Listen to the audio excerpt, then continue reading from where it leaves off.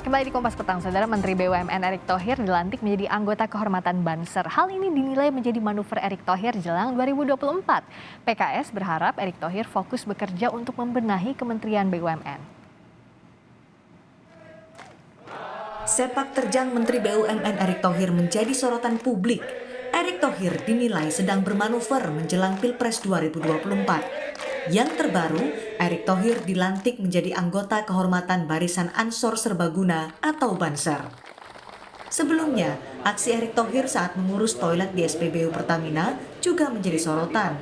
Ia meminta seluruh toilet di SPBU Pertamina gratis untuk masyarakat.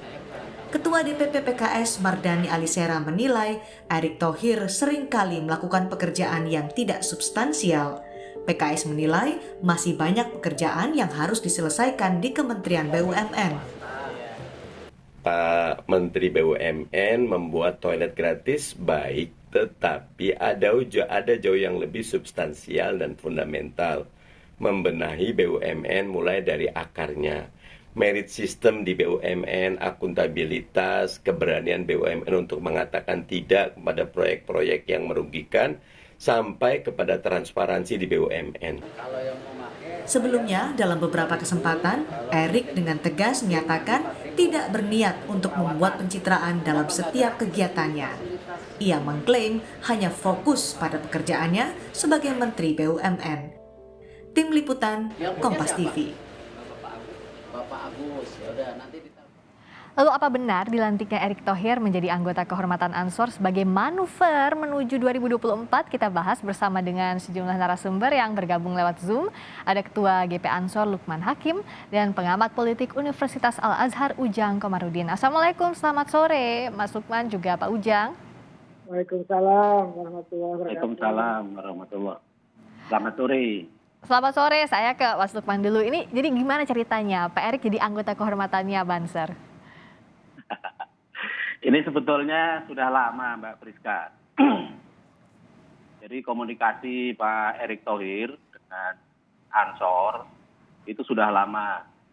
Beliau sudah berkali-kali berdiskusi, wabil khusus melalui Ketua Umum kami, Gus Yakut Holil Kaumas, yang pada intinya Pak Erick Thohir menyampaikan minat dan ketertarikannya untuk bergabung dengan Gerakan Pemuda Ansor. Oh, kenapa katanya Mas Lukman? Ya, yang bisa menilai tentu Pak Erick Thohir sendiri ya. Kami tidak merasa perlu pede atau overconfident bahwa kita dinilai misalnya oleh Pak Erick Thohir sebagai ormas yang membawa manfaat, yang eksistensinya di tengah-tengah masyarakat diterima dengan baik. Penilaiannya tentu ada pada Pak Erick Thohir kenapa memilih untuk bergabung dengan Gerakan Pemuda Ansor. Kalau tidak salah sudah sejak awal tahun 2021 lah proses diskusi itu, yang kemudian tindak lanjutnya Ketua Umum Gus Yakut memerintahkan kepada PW Ansor DKI untuk melanjutkan proses komunikasi agar keinginan mulia Pak Erick Thohir bergabung dengan Gerakan Pemuda Ansor bisa dijembatani sesuai dengan aturan organisasi. Maka kemarin kita menyaksikan bersama-sama Pak Erick Thohir setelah melakukan serangkaian tahapan untuk menjadi anggota, kemarin dikukuhkan resmi sebagai anggota Ansor Banser. Nah, saya ceritanya tanya begitu Mbak Priska. Oh, itu ceritanya. Kalau saya ke Pak Ujang, ini kan banyak yang mengaitkan ini jelang 2024 nggak nih manuvernya? Karena kan kalau kita lihat Pak Erick ini kalangan profesional, tidak terikat partai atau organisasi manapun, tapi ke Banser dan momennya sekarang. Nah, kalau Pak Ujang melihatnya seperti apa? Ya, kalau kita nilai dari segi politik ya kan, tentu masyarakat sudah sangat paham akan hal itu. Nah, saya melihatnya begini, kita tahu bahwa Pak Erick Thohir misalkan ada gambarnya, ada statementnya di ATM, ya kan? Lalu juga keliling-keliling ke Indonesia, gitu. Lalu yang terakhir katakanlah ingin menjadi anggota GP Ansor. Nah, saya menilai begini, sebagai calon katakanlah, saya sih melihatnya bukan capres ya, tapi cawapres. Kalau capres terlalu tinggi bagi Pak Erick Thohir, saya melihatnya peluang Pak Erick Thohir itu adanya di cawapres. Nah, kalaupun seandainya Pak Erick Thohir ingin menjadi cawapres, katakanlah di 2024 nanti, maka perlu dukungan dari banyak kalangan. Nah, salah satu dukungan yang strategis adalah dari Bang Lukman Hakim ini gitu loh, dari GP Ansor gitu loh. Karena apa? Karena jaringannya kuat, organisasinya solid dan diperhitungkan dalam konteks perpolitikan nasional. Nah, kan begini, secara politik kita melihat ada kejadian yang mirip-mirip lah 2017 yang lalu. Apa? Ketika Setia Novanto, ketika itu dia sebagai ketua DPR, sekaligus juga sebagai ketua umum Partai Golkar ya, diberikan kartu anggota Nahdlatul Ulama gitu loh, oleh Pak Said Akhil Siroj melalui Pak Kiai Haji Ma'ruf Amin ketika itu gitu loh. Nah, artinya Pak Novanto ini kan 2017 katakanlah sudah dekat-dekat juga ke 2019 walaupun memang faktanya Pak Novanto tidak calon mencalon gitu loh. Tapi secara politik itu labelisasi, mohon maaf ya, pengakuan gitu ya, keanggotaan dari organisasi besar seperti GP Ansor dan Nahdlatul Ulama itu penting bagi seorang politisi. Nah, yang kedua saya menilai begini, organisasi itu manapun ya, baik ormas, baik kepemudaan, ya, saya menilainya begini, ya saling membutuhkan saja. Di satu sisi Pak Erick Thohir butuh sebagai anggota dan Bang Lukman Hakim juga katakan sebagai pimpinan ya di GP Ansor juga ya pasti butuh orang yang dijawab sama Mas Lukman dulu sebentar, Pak Ujang. Silakan. Baik, Mbak Priska. Nah, soal ini gimana, Pak Lukman? Saling membutuhkan relasinya, dan kalau misalnya dianggap GP Ansor kan salah satu organisasi kuat, ya mau tidak mau dikaitkan dengan politik, ini gimana? Ya, menurut saya benar yang disampaikan Pak Ujang Komarudin ya, bahwa Pak Erick Thohir dan Ansor saling membutuhkan. Pak Erick Thohir menyatakan keinginannya untuk memperkuat hikmah dan pengabdiannya kepada bangsa dan negara, bertemulah kepada kebutuhan Ansor untuk memperkuat organisasi agar tugas utama Ansor membela agama, bangsa, dan negara itu makin kokoh. Jadi kalau dibilang ada saling membutuhkan, benar, tetapi konteksnya adalah konteks sama-sama untuk memperjuangkan, membela agama, memperjuangkan kepentingan bangsa dan negara. Tidak pada kepentingan misalnya politik sesaat, pilpres. Karena Ansor tidak pada posisi ngurus masalah orang yang ingin jadi capres-cawapres. Ansor ini urusannya adalah bagaimana membela agar agama tegak berdiri, bangsa kokoh, dan negara ini aman, tentram. Itu aja kalau Ansor. Oke, jadi tidak ke politik praktis. Pak Ujang soal ini dan melanjutkan poin yang tadi? Ya, kalau Bang Lukman Hakim berkata seperti itu ya tidak salah. Tetapi kan begini, konstruksi politik belakang layar kita kan tidak seperti itu ya. Ya kita misalkan melihat OKP yang lain gitu kan, yang katakanlah ada di naungan KNPI. Itu kan juga walaupun secara politik tidak bermain, tapi kan di belakang layar juga bermain gitu loh. Nah saya sih melihatnya begini, kenapa kriteria Erick Thohir itu masuk dalam konteks menjadi anggota Ansor? Ada dua hal yang saya lihat. Pertama, organisasi itu butuh yang namanya penyandang nama. Jadi nama besar itu penting.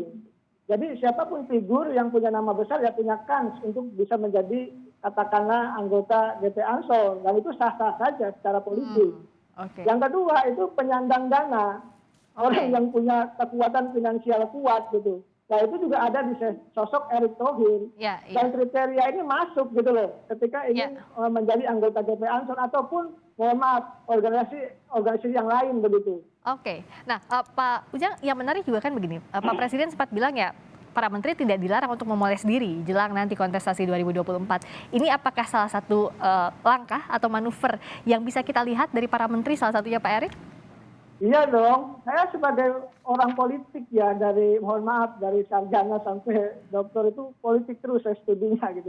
Ya dan masyarakat pun sangat jelas melihat ini kalau tidak salah juga ketika publik, ketika masyarakat mengait-ngaitkan ini terkait dengan 2024 nanti. Karena memang secara real, secara nyata, gitu, secara psikologis dan sosiologis, Pak Erick Thohir melakukan perjalanan politik itu gitu loh. Nah perjalanan politik itu dia lakukan. Nah, salah satunya ingin bergandengan tangan, ingin berdekat-dekatan dengan BP Ansor gitu loh. Iya, Ya itu ya memang secara politik sah-sah saja. betul. Karena setiap tokoh ingin pasti bergandengan tangan dengan BP Ansor itu, tidak terkecuali Erick Thohir itu. Termasuk saya misalkan ketika misalkan nanti ingin jadi capres ya, pasti juga ingin bergandengan dengan BP Ansor. Kira-kira seperti itu. Nah, kalau Bung Lukman gimana melihatnya? Tadi kan kalau misalnya kepentingannya bangsa dan negara, tapi kan tidak mungkin terlepas juga dari politik kalau kita bicara soal kehidupan bernegara. Nah, GP Ansor menyikapinya gimana? Jelang 2024 memang masih lama, tapi kan tidak menutup kemungkinan untuk menabung nama sejak sekarang, seperti yang tadi juga disampaikan Pak Ujang. Untuk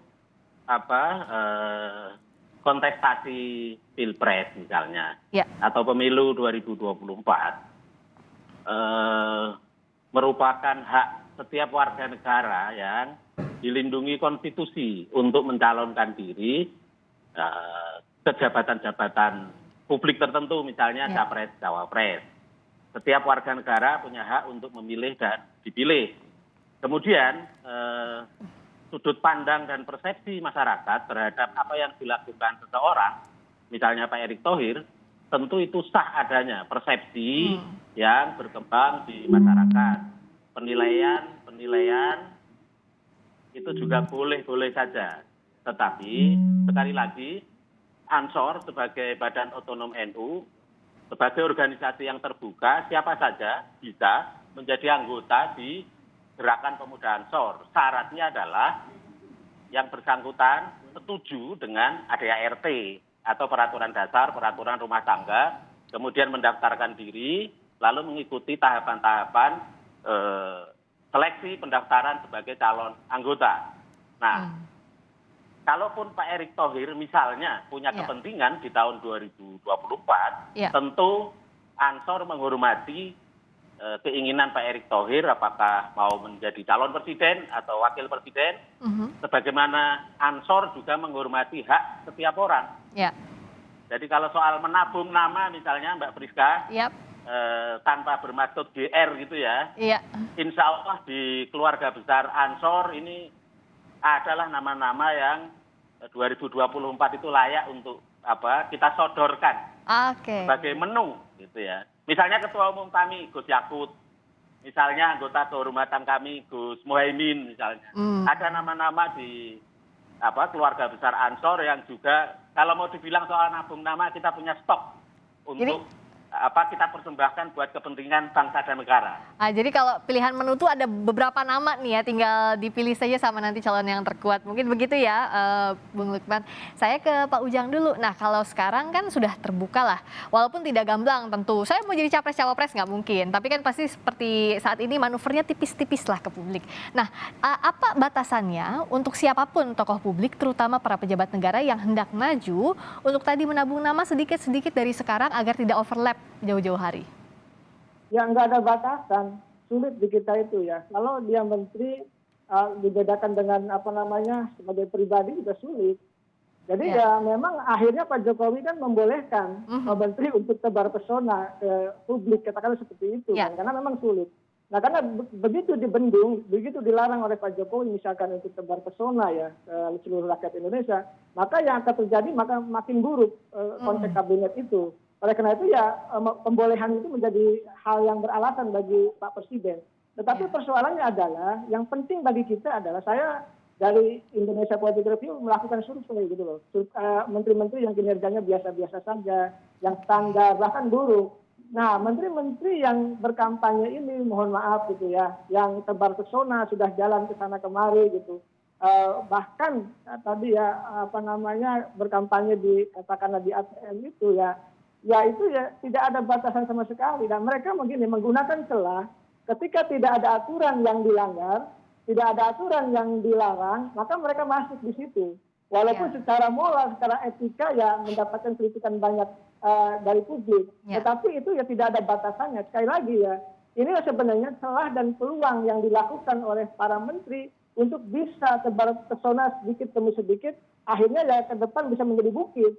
Nah, ketika misalkan hari ini surveinya 0,3%, Kalau dicicil kan jalan setiap hari gitu, lalu setiap bulan ke Yang setiap penting kan daerah. trennya gitu ya Pak Ujang ya. Nah, ini yang sedang terjadi dalam kabinet kita ketika ada ketua umum partai yang merangkap jadi menteri ataupun ada seorang menteri yang berkeinginan untuk menjadi capres atau cawapres. Ini pola umum yang terjadi setiap akan menghadapi kontestasi politik dan itu tidak bisa terhindarkan dan tidak ada batasan di situ karena celah undang-undang ya memang tidak melarang untuk itu. Ya toh tidak ada aturan yang dilanggar tapi tadi kinerjanya harus bagus. Nah kalau dari Bung Lukman, kan ini bukan kali pertama GP Ansor menghadapi kontestasi politik, bahkan tadi menyodorkan menu nama-nama calon jagoan. Nah kalau untuk 2024 ini apa aja sih yang jadi pertimbangan utama dari GP Ansor? Apa saja kira-kira listnya yang harus diperhatikan agar calon nanti dilabuhkan hatinya oleh GP Ansor? Jadi saya ke Pak Ujang Komarudin tadi yang menyampaikan Presiden membolehkan menteri-menteri untuk memboleh diri misalnya. Menurut saya itu hal baik, sekaligus menegaskan bahwa Pak Jokowi ini ya sudah cukup 2 periode saja, sehingga sesuai dengan konstitusi sebagai Presiden dan Kepala Negara sekarang tentu punya kewajiban untuk menyiapkan proses regenerasi kepemimpinan nasional. Nah kalau kami di Ansor catatannya adalah teman-teman di kabinet dalam rangka memoleh dirinya itu tentu akan lebih baik apabila basisnya adalah kinerja pelayanan kepada masyarakat. Oke, baik. Sehingga masyarakat nanti yang akan punya penilaian lebih objektif. Ya, baik. Bukan pencitraan yang semu, bukan make up semata-mata. Oke, baik, ditangkap maksudnya. Kalau ke Pak Ujang singkat saja, jadi apakah basisnya harus kinerja tetap ujung-ujungnya ke sana? Iya dong, kalau ingin menjadi capres dan cawapres kinerja yang harus diperbaiki, bukan tebar pesona. Walaupun kita ini industri pencitraan, tapi pencitraan itu harus didukung dan di-backup oleh kinerja yang kinclong. Ini yang menjadi penting bagi para menteri yang ingin menjadi capres dan cawapres. Itu Mbak Priska. Baik, jadi memoles diri silakan saja, hak masing-masing, tapi ingat acuannya adalah kinerja bagi siapapun yang akan maju ke 2024 nanti. Terima kasih sekali lagi waktunya Pak Ujang Komarudin, pengamat politik Universitas Al-Azhar, dan Mas Lukman Hakim, Ketua GP Ansor telah bergabung di Kompas Petang. Assalamualaikum warahmatullahi wabarakatuh. Selamat sore. Selamat sore.